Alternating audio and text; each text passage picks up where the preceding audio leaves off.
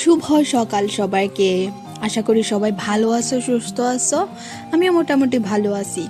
এই দেখো, শীতের সকালের সৌন্দর্য কিন্তু দেখতেই আলাদা। শীতের দিনে তো কুয়াশা পড়ে সবাই জানি। আর এই দেখো, কুয়াশাময় আজকের একটা সকাল। আর এখানে মুরগ তার বাচ্চাদের কিভাবে আগলাইয়া রাখছে। আসলে সকল মাই, মানে বিশেষ করে মাই কিন্তু বাচ্চাদের এরকম ভাবে আগলাইয়া রাখে। মা বাবা দুইজনই রাখে।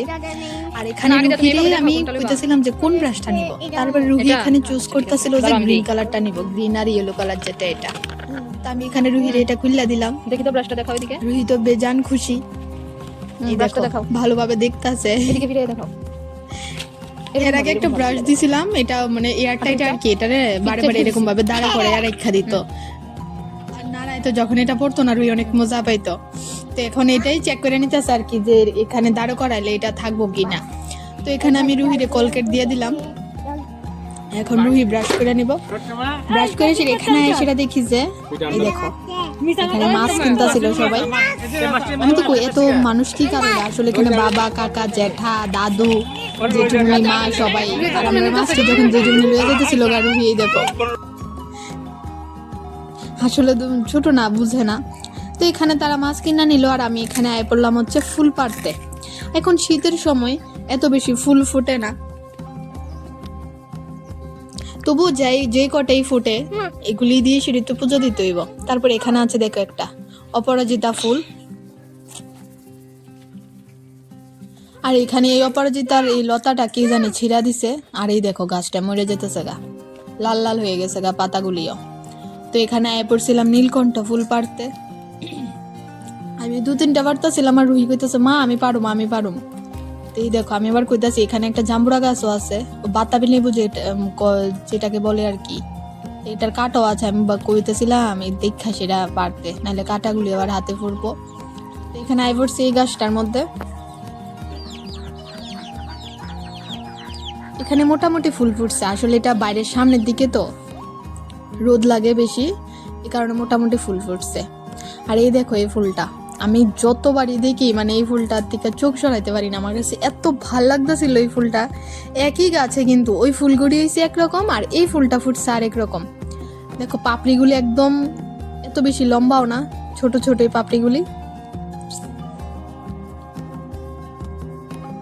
এই দেখো আমি একটু স্লো মোশনে, একটু ফার্স্ট মোশনে দেখাইতেছি। আমার কাছে এত ভাল লাগতেছিল ফুলটা।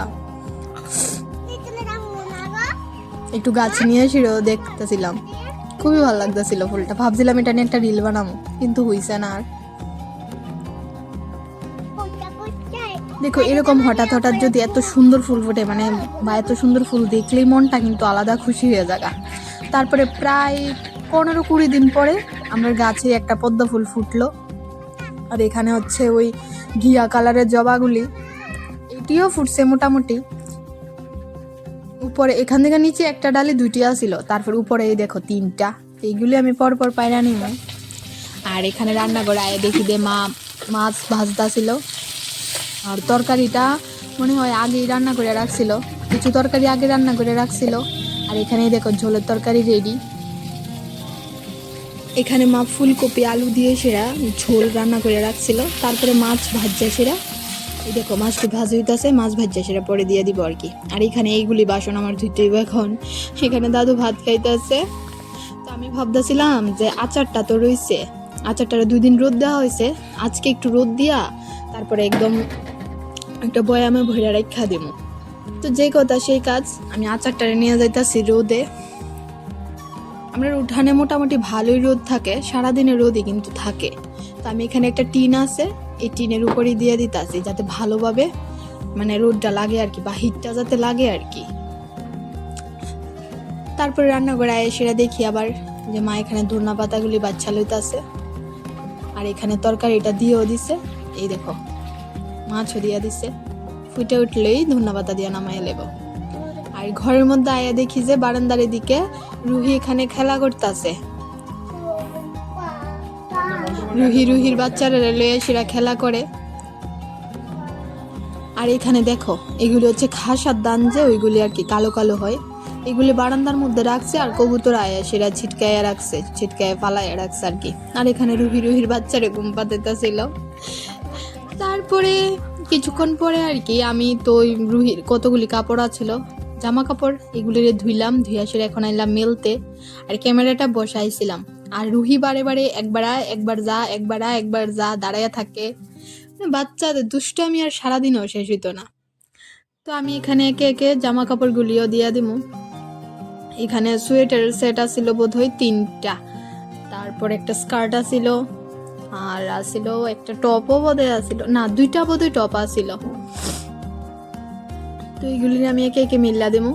আসলে শীতের দিনে যদি সকাল সকাল না ধোয়া হয়ে আসে না, পরে সারাদিনে শুকাইতে চায় না, কারণ রোদ কিন্তু এত থাকে না। প্রায় 12টা 1টার পরে কিন্তু রোদের হিটটা একটু কমা জায়গা, মানে এত তেজ থাকে না আর কি রোদের। তো এখানে সকাল সকাল না ধুইয়া দিলে পরে তো এই জামা কাপড়গুলি শুকাইতো না। আর বাচ্চারা ড্রেস না, আর এই ড্রেসগুলি একটু ভারী।